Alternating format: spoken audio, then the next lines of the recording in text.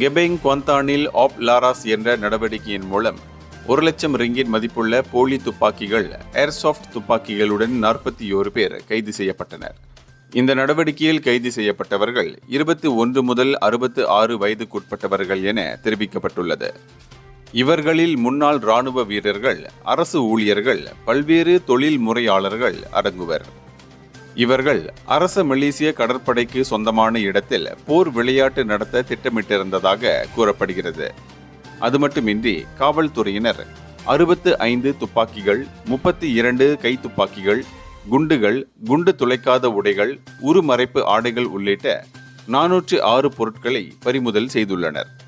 இதனைத் தொடர்ந்து இணையத்தில் ஒரு துப்பாக்கி 6000 ரிங்கிட் வரை வாங்கப்பட்டிருக்கலாம் என நம்பப்படுகிறது.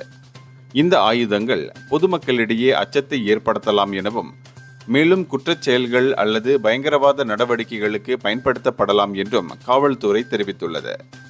கைது செய்யப்பட்ட அனைவரும் விசாரணைக்காக 4 நாட்களுக்கு தடுத்து வைக்கப்பட்டுள்ளனர்.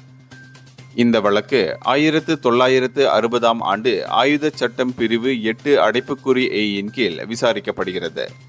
குற்றம் நிரூபிக்கப்பட்டால் இவர்களுக்கு 7 ஆண்டுகள் வரையிலான சிறை தண்டனை அல்லது 10,000 ரிங்கிட் அபராதம் விதிக்கப்படலாம்.